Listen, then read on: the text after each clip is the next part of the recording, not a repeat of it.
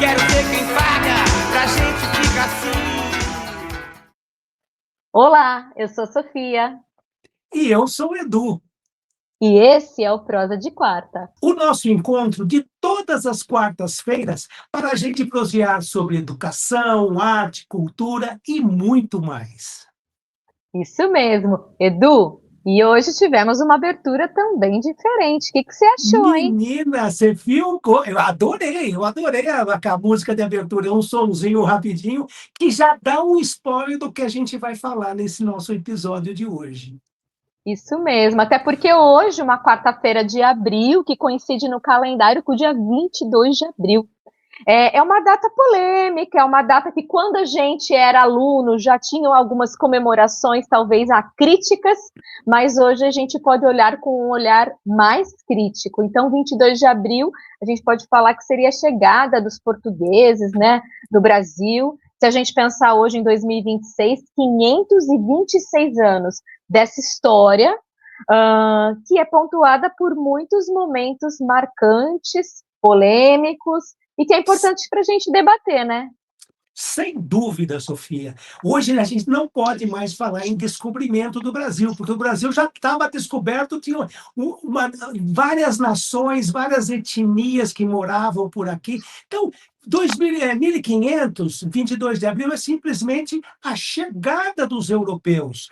E tem outra coisa, vai saber se não tinham chegado outros europeus. A gente não tem dados históricos, então o que ficou é que os portugueses foram os primeiros europeus a chegarem aqui nas terras brasileiras. Mas, como você falou, uma história marcada por muito conflito, também muito sofrimento. A gente não pode esquecer que a maior parte da nossa história, como país, como uma nação, nós vivemos uma nação em que a economia era baseada na economia, na escravidão. Então, era naturalizado que era ok escravizar seres humanos, né? Então, essa é a nossa história que a gente não pode negar de jeito nenhum.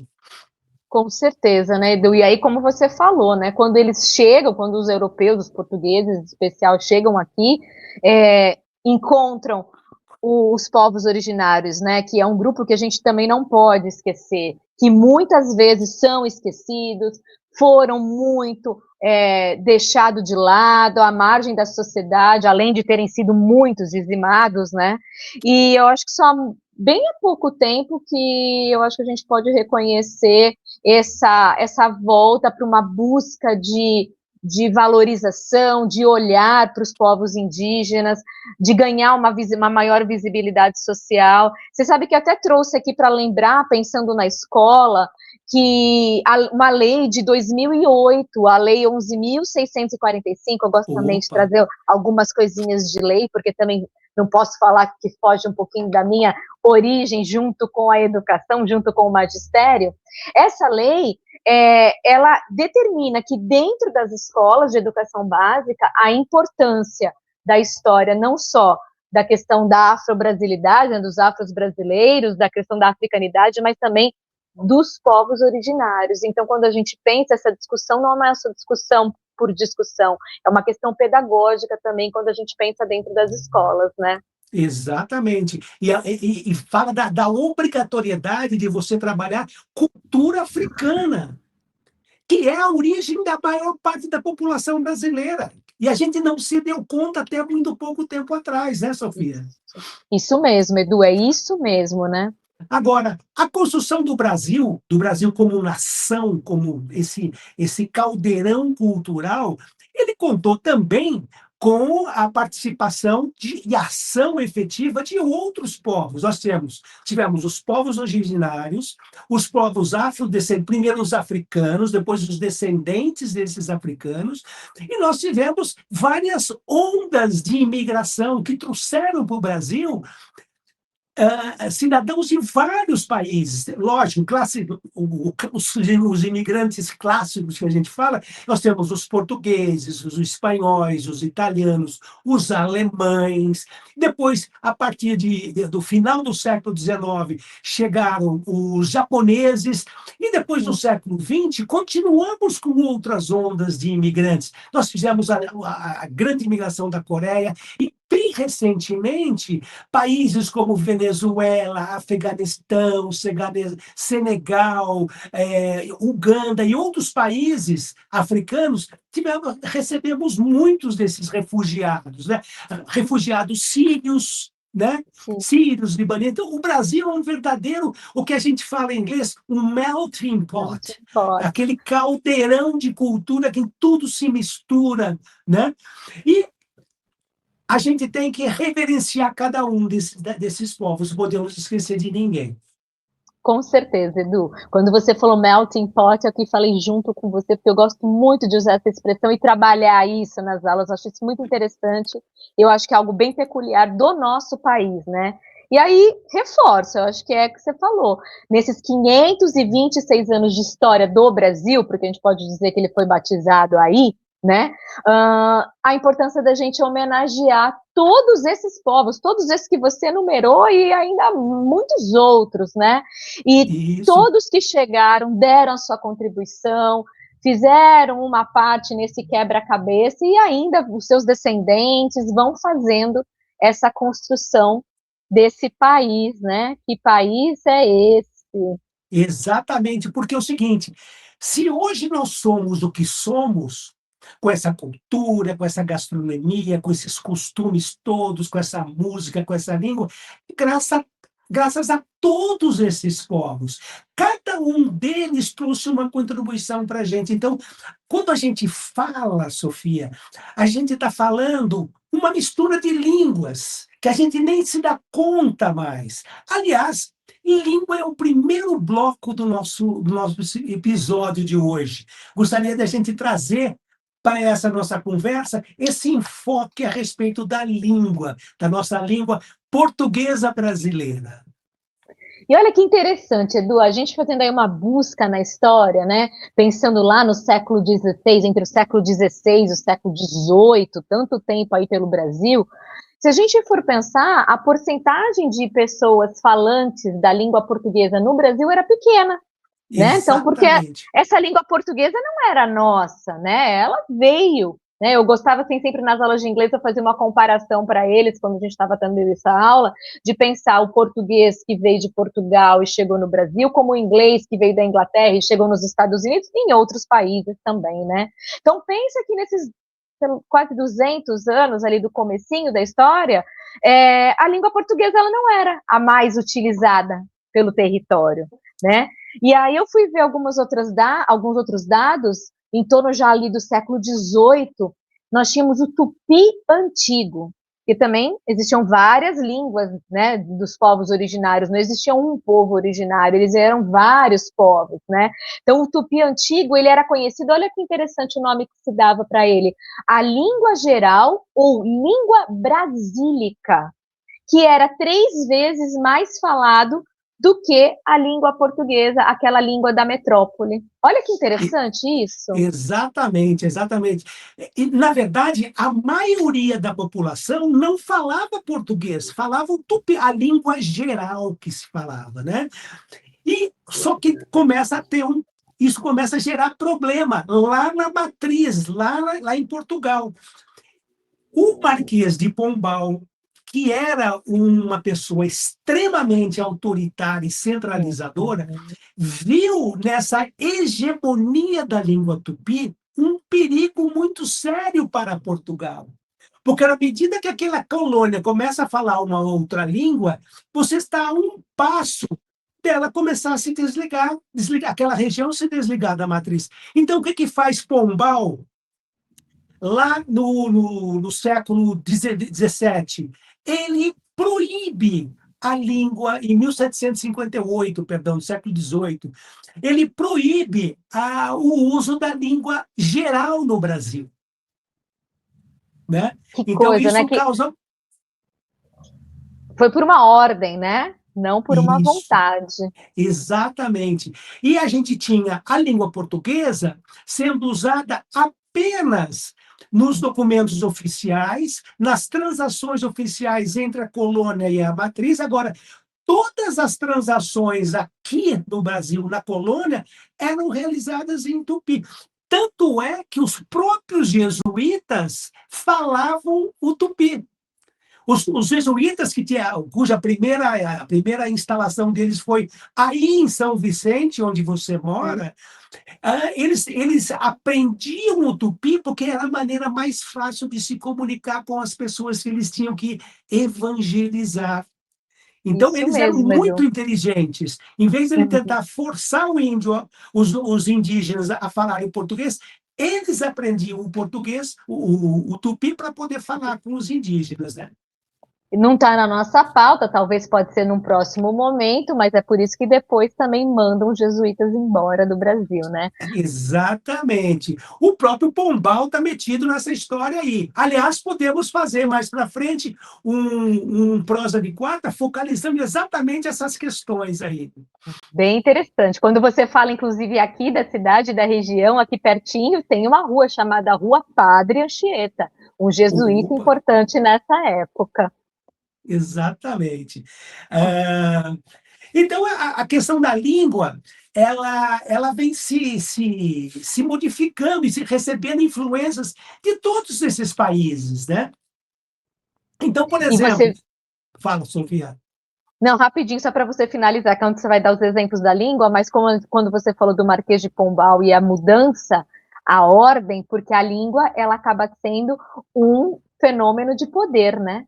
Então, eles precisavam mostrar esse poder aqui para o povo. Quem é que manda? Exatamente, você falou exatamente isso. É um instrumento de poder. E, na verdade, se você pensar, Sofia, até hoje é um instrumento de poder. Até hoje. Tanto é que há muito pouco tempo atrás, aqui nesse país, quem não sabia ler e escrever não podia votar. Olha que Verdade. interessante. Não se dava escola para todo mundo. Então, as pessoas não tinham como aprender a escrever e ler. E, mesmo assim, era impedido de votar. Então, a língua é uma questão, é um instrumento de poder poderosíssimo. É verdade. Edu, já está me dando vários insights de outros temas de prosas, hein? Mas vamos Ai, continuar. isso, aliás, se você aí que está assistindo tem alguma sugestão, bota nos comentários, porque das ideias a gente vai trabalhando depois, né? É isso mesmo. Edu, e falando do pessoal que já está participando, chegou a nossa hora da participação do pessoal aqui no nosso bloco Pergunte ao Edu. Vamos lá? Opa, vamos lá.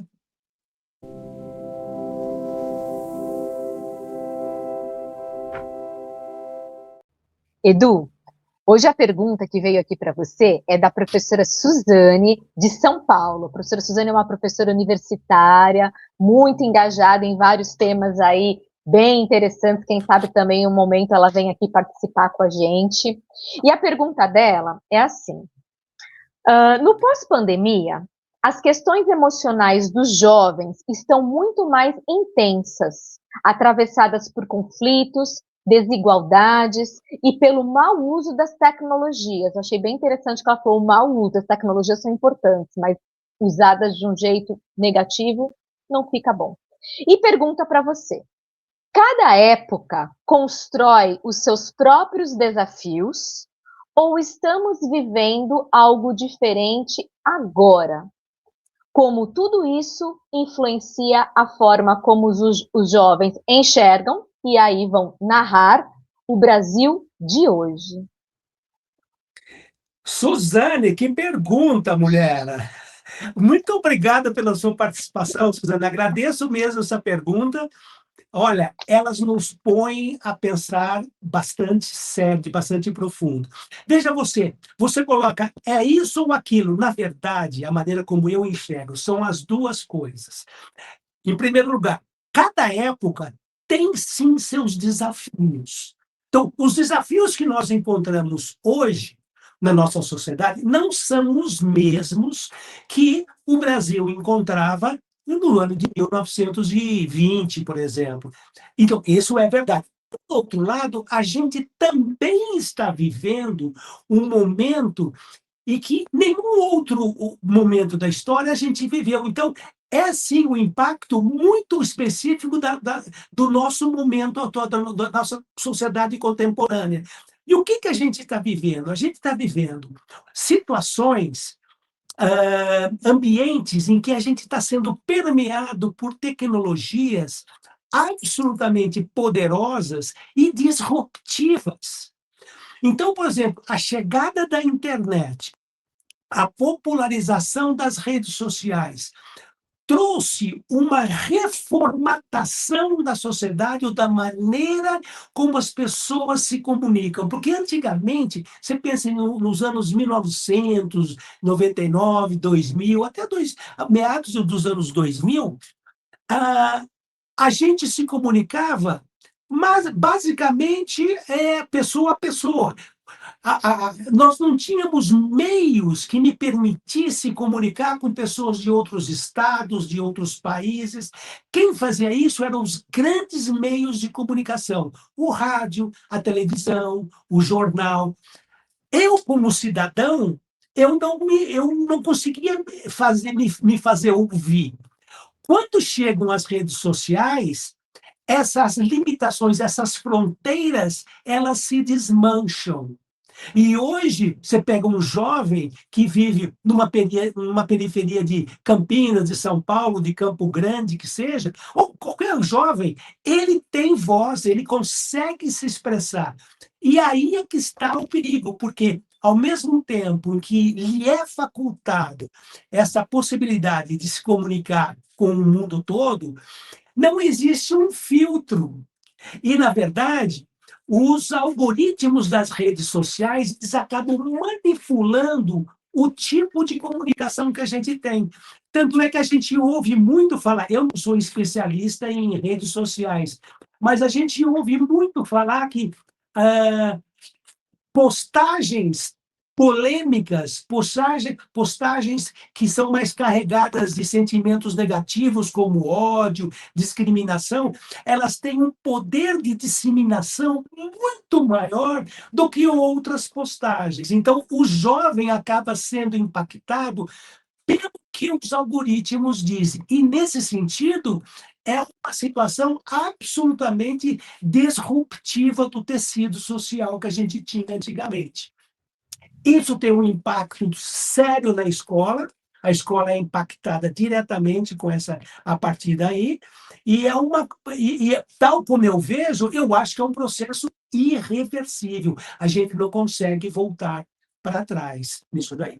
Espero que eu tenha respondido. Se não respondi, por favor, me manda uma nova pergunta e você que assistiu, coloca no comentário aqui se dá para a gente continuar essa conversa. Eu acho que é saudável essa interação aqui. Com certeza, Edu. Mas aí, se a gente volta lá em 1500, como será que eles levaram essa informação? Não tinha rede social? Qual foi a informação, o meio de comunicação para levar a informação da Terra Nova? Pois é, você abre uma lacuna, você abre uma porta que me permite falar de uma narrativa fundadora do Brasil, né? Que é o primeiro escrito que a gente tem no Brasil, que é a famosa Carta de Pero Vaz de Caminha, que ele era a pessoa encarregada em fazer a contabilidade da expedição de Cabral, e ele, quando chega no Brasil, ele faz um relato de toda a viagem, de como foi, e das coisas que ele viu aqui. E é a primeira impressão. Então, a gente pode pensar na Carta de Pero Vaz de Caminha como a certidão de nascimento do Brasil. Mas olha que coisa interessante. É o primeiro documento que já aparece com um olhar do europeu. Não é o olhar do brasileiro, não é o olhar daquele que já estava aqui, é o olhar daquele que vinha de fora. E toda a interpretação que ele fez do que ele encontrou aqui foi uma interpretação a partir dos olhos de um europeu. E ele tem descrições interessantíssimas. Eu fui buscar na Carta de Cabral, Sofia, um trechinho em que ele descreve os nativos, as pessoas que ele encontrou aqui. A Carta de Cabral, A carta do Pero Vaz. do Pero Vaz, não do Do Pero Cabral. Vaz. A carta, corrigindo, a Carta do Pero Vaz de Caminha. Tá. Ela foi escrita naquele português de 1500. Uhum. Esse documento original está hoje armazenado na Torre do Tombo, em Portugal, e você consegue acessar isso pela internet e você vê a carta dele, a caligrafia dele, que é difícil para a gente entender, mas os historiadores conseguem decifrar e escrever.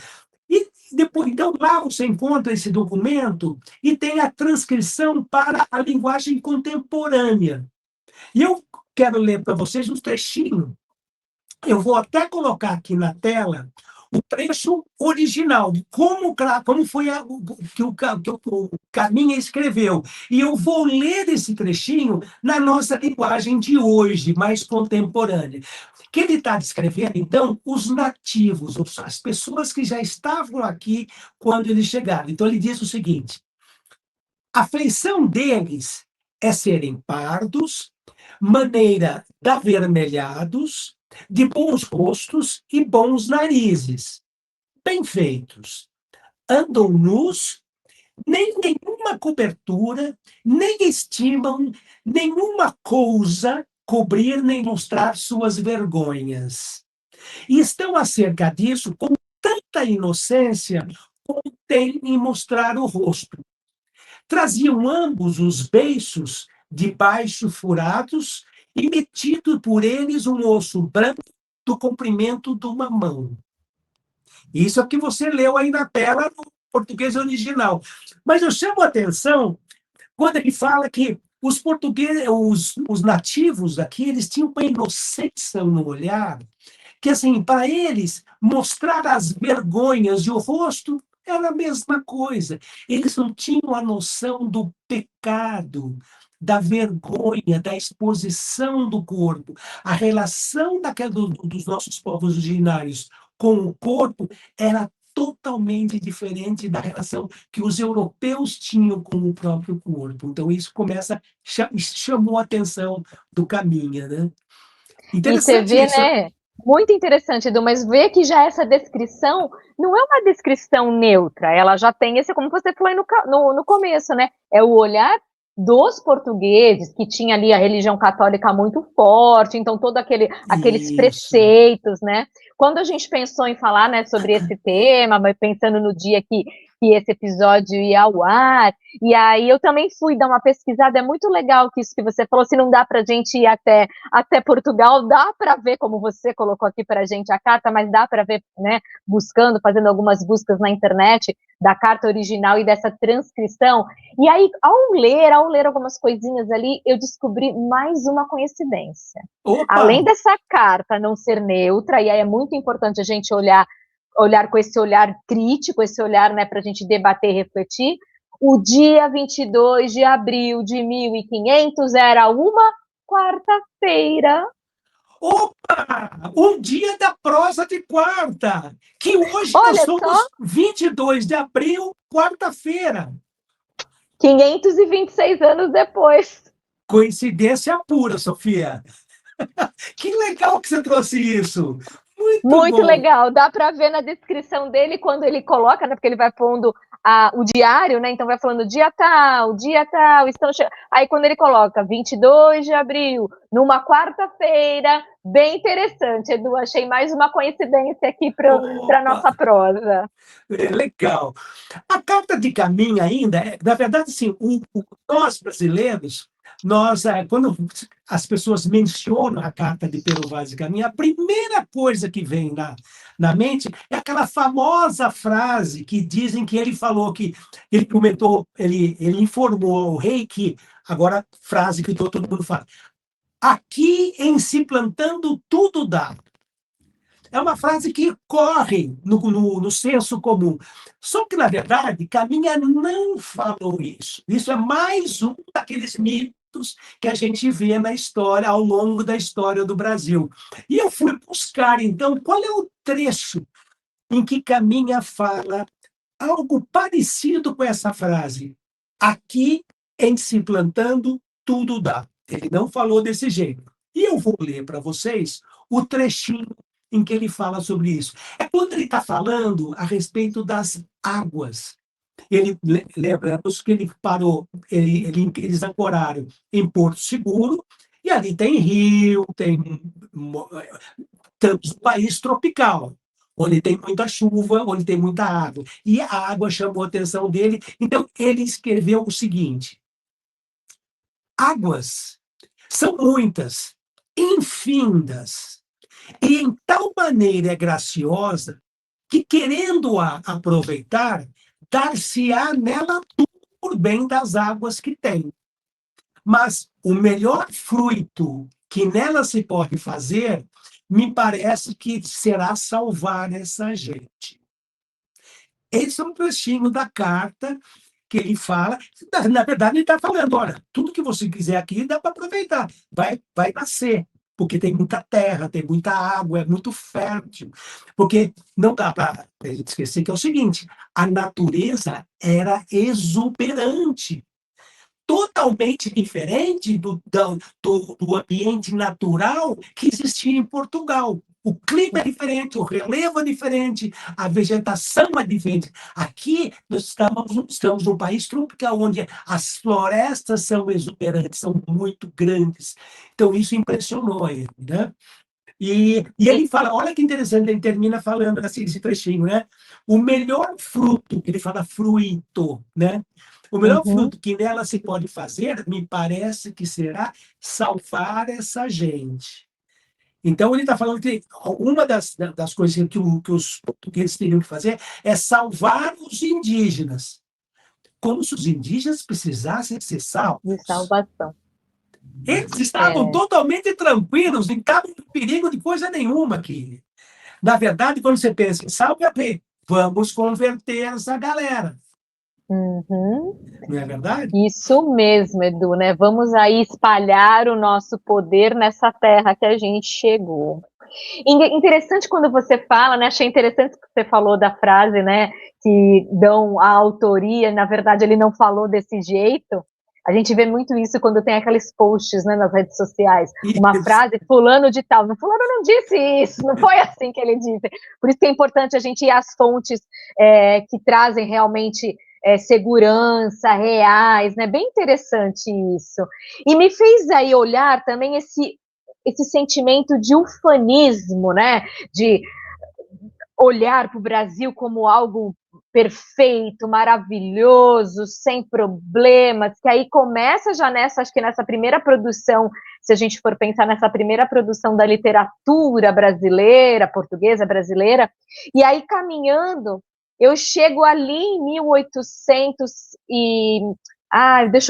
acho que foi 1800, eu anotei, 1843, quando Gonçalves Dias escreve Canção do Exílio, que é também né, é um poema que quando a gente lê, talvez falando o nome as pessoas não vão lembrar, mas quando eu começar a ler aqui a primeira estrofe, vão lembrar qual é, porque todo mundo reverbera, fala, e pensa que assim, ele escreveu esse texto quando ele estava morando em Coimbra, ele tinha ido estudar Direito em Portugal, e faz parte do romantismo brasileiro, né? Então é um texto muito conhecido, e quando ele fala principalmente da lembrança, da saudade da sua terra brasileira, aquele nacionalismo exacerbado, né, valorizando a natureza, a identidade do país.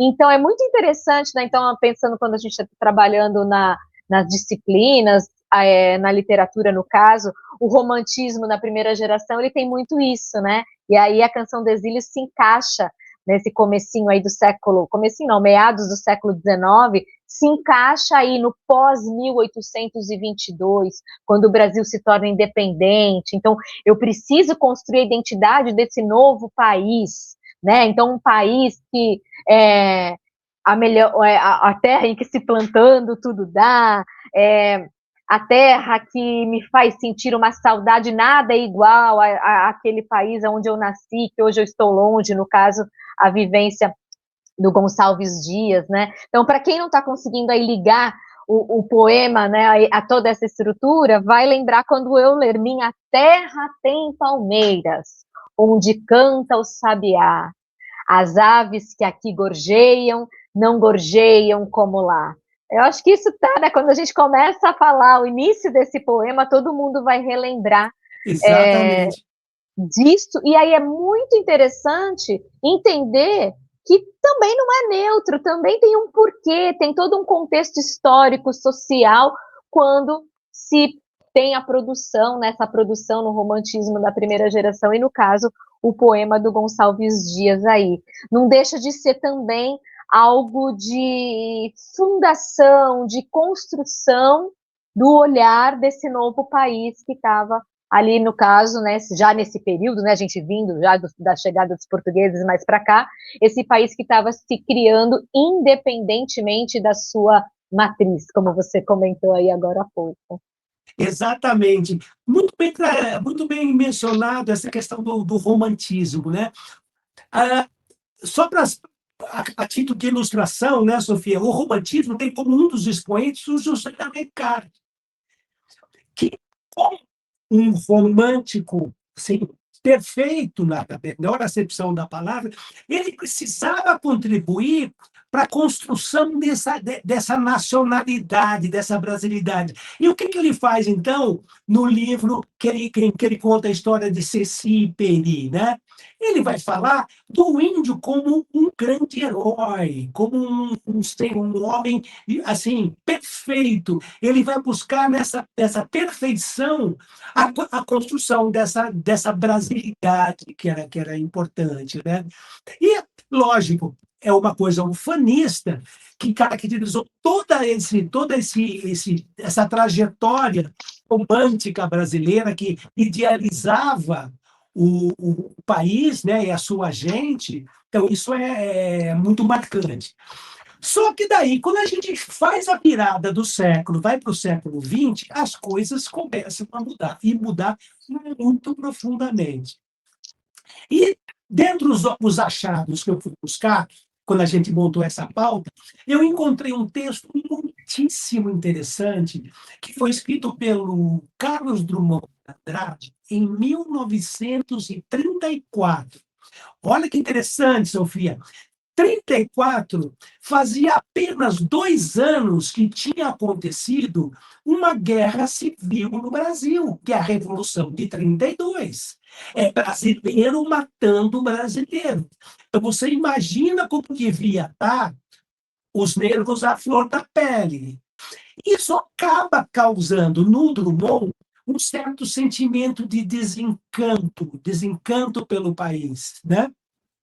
Então, a gente vai encontrar esse poema do Carlos Drummond de Andrade, chamado Hino Nacional, em que ele vai usar de uma certa ironia, de um sarcasmo, de uma coisa bastante ácida, para falar do Brasil. E ele usa o título Hino Nacional. Já começa aí a ironia. Ele diz o seguinte: precisamos descobrir o Brasil escondido atrás das florestas, com a água dos rios no meio.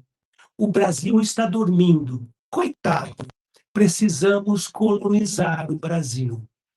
Um fragmento, um pouquinho adiante, ele vai falar: precisamos educar o Brasil. Compraremos professores e livros. Assimilaremos finas culturas, abriremos dancings e subvencionaremos-as. Cada brasileiro terá sua casa com fogão e aquecedor elétricos, piscina, salão para conferências científicas e cuidaremos do estado técnico.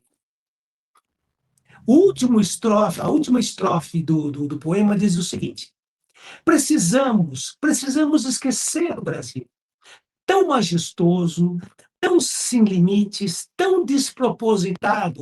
Ele quer repousar de nossos terríveis carinhos. O Brasil não nos quer, está farto de nós. Nosso Brasil é no outro. Este não é o Brasil.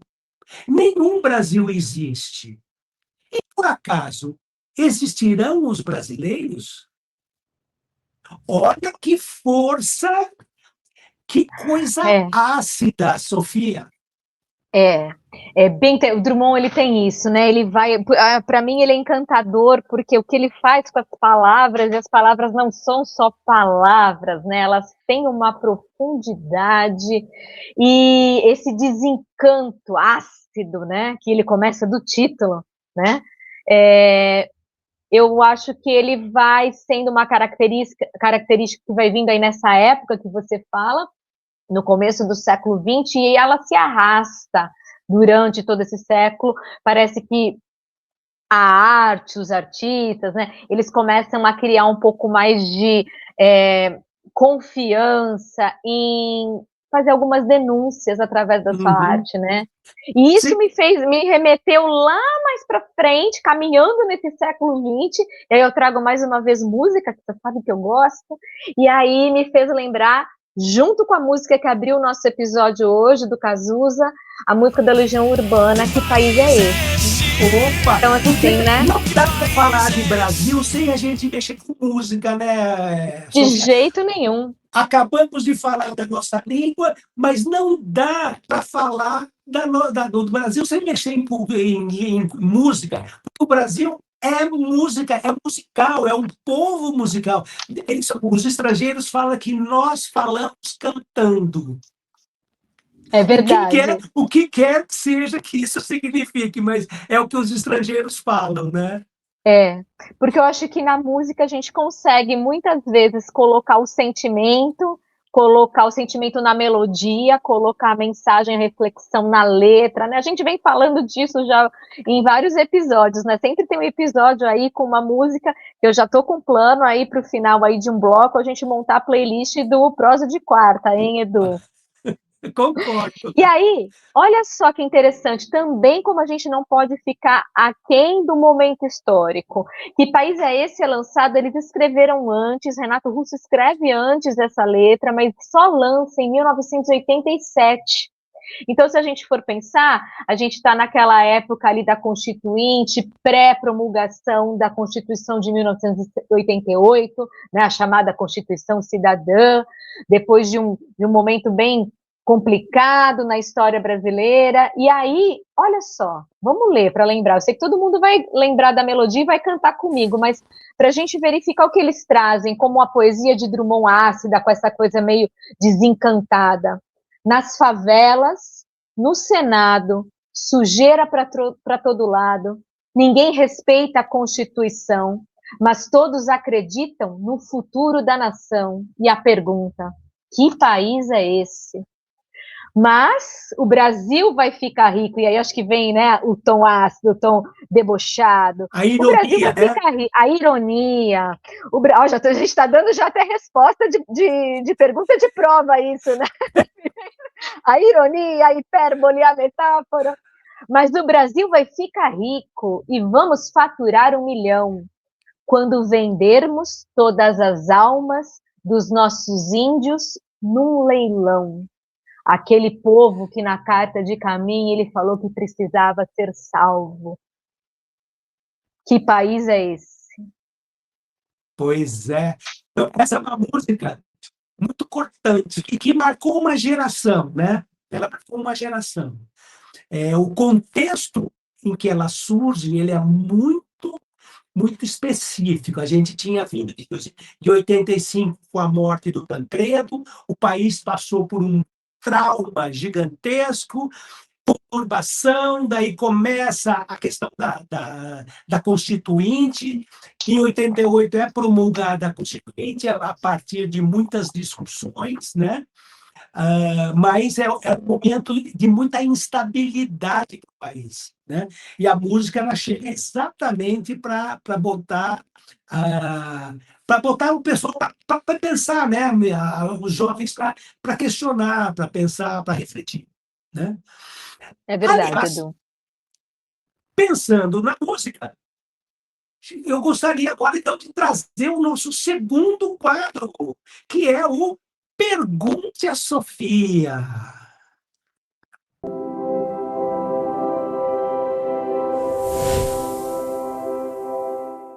Sofia, quem mandou a pergunta para o nosso episódio de hoje, mandou para você, é a professora Maria Luísa, lá de Joinville, em Santa Catarina.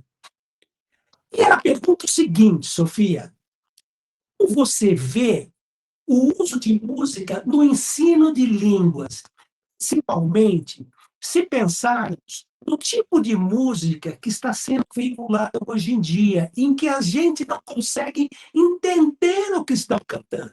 E quando a gente entende, fica de cabelo em pé. Como você vê isso daí? Olá, muito obrigada, professora Maria Luísa, de Joinville. Muito legal, Edu, quando você traz da onde as professoras, onde as pessoas são, e a gente vai lembrando de alguns lugares que a gente passou, né? Joinville é uma cidade linda, tenho várias recordações daquele sol brilhante de Joinville. Muito obrigada, professora Maria Luísa. Adorei sua resposta, a sua pergunta, desculpa, e a minha resposta eu acho que vai em direção a algo que me toca muito em relação a algumas escolhas na hora da gente trabalhar os conteúdos, a disciplina na sala de aula, não só na língua inglesa, mas língua portuguesa, como a gente comentou agora há pouco, né, uma música em português, né, da Legião Urbana, mas eu vejo a música como algo muito potente, uma ferramenta muito potente no ensino das línguas, e que a gente pode ir fazendo uma reflexão, uma união com outras disciplinas, com outros assuntos, né? E eu sempre usei, acho que ela percebeu, né, que eu sempre trouxe as músicas aqui ao longo dos episódios, eu sempre tive o costume de usar as músicas nas minhas aulas. Alguns alunos brincam até que eu levo as músicas desde a época que eu levava a fita cassete, com a música, mas nunca foi. Isso deda desde quando que a gente dá aula, Edu. Mas nunca foi um negócio para diversão, para ser algo leve. Sempre teve uma intencionalidade ali, né? Sempre teve a possibilidade de, com a música, abrir um espaço de leitura, de discussão, de um olhar crítico para aquilo. Então, para mim, a música ela é potente porque ela vai mobilizar afetos, ela vai mobilizar memórias, ela vai trazer um repertório cultural. Então, eu acho que ela consegue engajar os alunos, o grupo, de uma maneira diferente de outros materiais. E para você ver, olha, foi muito legal essa pergunta, Edu, porque, assim, para você ver como isso atravessa a minha prática de uma forma muito verdadeira. Na minha dissertação de mestrado, que eu falei sobre as práticas dos professores de língua inglesa, cada capítulo da dissertação é uma estrofe de uma música em inglês. E não é por qualquer música, é porque aquela música tinha um porquê naquele momento da pesquisa que a gente ia trabalhar, né? Então, assim, isso foi uma coisa assim, que eu acho que foi bem intencional e ela traz esse cuidado quando a gente vai produzir isso. O que a gente quer informar, né? Não é só uma estética, não é só uma coisa bonitinha, né? É para provocar essa leitura de mundo mesmo. Então, quando a professora fala assim, mas tem algumas vezes que eles trazem umas músicas que nos deixam de cabelo em pé, claro, né? A gente leva a música, às vezes algumas músicas antigas, eu lembro que às vezes eu levava a música dos Beatles, ele falava, teacher, mas não é da minha época também, mas é uma coisa boa, é uma coisa que a gente precisa saber olhar, analisar, né? E valorizar. Mas se a gente leva a música, a gente também tem que ficar aberto ao que eles trazem. E eu acho que também, algumas vezes, algumas letras que eles trazem, às vezes, nem eles entendem o que está cantando ali, né? Pode causar esse estranhamento. Pode abrir espaço para um debate social, cultural diferenciado, né? No inglês, principalmente nos raps. Quando a gente pega um que é americano, é muito diferente do brasileiro, por exemplo. As questões sociais que eles trabalham são outras, o uso das palavras que às vezes são mal educado ou não é diferente. Então, eu acho que isso fica mais rico ainda para a gente colocar em discussão. Então, vamos lá, o que vocês trouxeram? É isso aí que está na moda? É isso aí que você escuta? É isso aí que está no teu fone de ouvido? Mas o que fala? Por quê? Né? Quem é esse cantor, essa pessoa, esse artista que traz esse contexto social da onde, por quê, né? Então, assim, eu acho que em qualquer situação, mesmo quando não entende, vamos entender juntos, vamos descobrir juntos, né? Que acho que é isso bonito, né? Quando a gente está ali em parceria com os alunos, como eles podem descobrir as músicas que a gente leva. Se for um conteúdo chocante, se for um conteúdo de cabelo em pé, que isso sirva de análise também. É por isso que eu acho que a música ela é potente nisso. Eu acho que é uma ferramenta potente nisso, né? Então vamos abrir a discussão. Se chegou no seu fone de ouvido, no fone de ouvido do aluno, nossa, mas olha o que fala. Em português também a gente vai encontrar músicas que falam, né? Vamos colocar na roda. Por que está se cantando? Por que isso virou moda? Por que isso tá no Spotify, tá nos rankings escutados, né? E aí, formar essa escuta crítica, com consciência, com a leitura do mundo. Então, assim, de verdade, a professora Maria Luísa pegou no meu ponto, assim, chave. Eu pudesse, eu trabalharia com música em todos os momentos. Eu acho que ela é muito rica nesse ponto, Edu. Olha, eu também sempre trabalhei com música, como professor, sempre usei. E eu lembro que uma época, quando começou a pegar tração o sertanejo brasileiro, os alunos queriam, até me perguntaram sobre o country music americano. Uhum. E eu fui trazer algumas músicas. E daí ficou evidente uma coisa que você mencionou, Sofia, que, assim, às vezes, as questões sociais que são levantadas nas músicas aqui não são as mesmas de lá. E eu trouxe algumas músicas que faziam muito sucesso na época lá de sertanejo, do country music, e a problemática era muito mais séria, com viés social muito mais crítico do que as letras de música que a gente ouvia na época. E agora estão ainda, a diferença ainda está ainda maior. Né? Então Interessante, tá vendo? foi muito legal eles compararem o teor, o que cada cantor está cantando na sua música. Sabe? Aqui é sempre a questão da balada, da bebida, e lá são questões sociais muito interessantes. Aliás, Sofia, eu vou dar uma spoiler que eu não tinha pensado.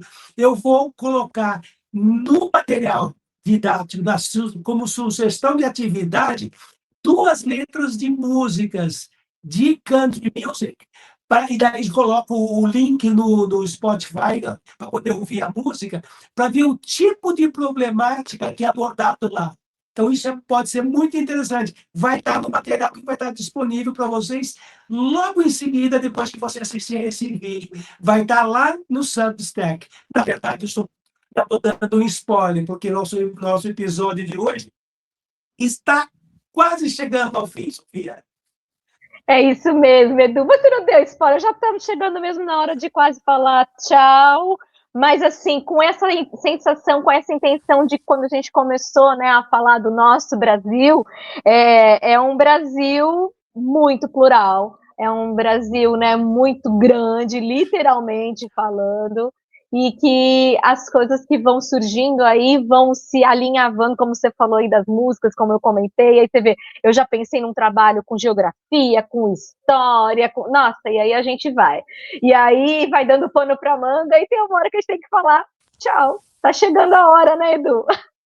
Tá chegando a hora, mas, Sofia, ocorreu neste minuto. Eu não tinha falado com você sobre isso. Que tal a gente fazer no próximo episódio? Porque, assim, sabe o que eu senti falta, Sofia?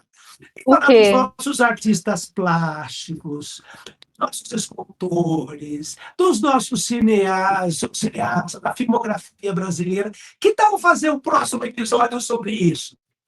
Gostei, Edu. Acho que a gente já pode pôr na lista. Porque fica um gancho, né? Bom, gostei Beleza, mesmo. beleza. Olha, a gente já sai aqui pensando em vários outros temas. Beleza. Então, fica assim, já está disponível, então, lá no Substack do Prosa em Quarta, o material com sugestões de atividades para pegar e levar para a sala de aula, tá bom? Isso mesmo. Aproveitem, participem conosco, espalhem o Prosa de Quarta aí para os seus colegas, professores e não professores. É muito bom ter aqui uma diversidade de pessoal conversando, assistindo, participando com a gente, né, Edu? Isso mesmo. É isso, então ficamos por aqui. Um abraço. Tchau, tchau, até mais. Tchau.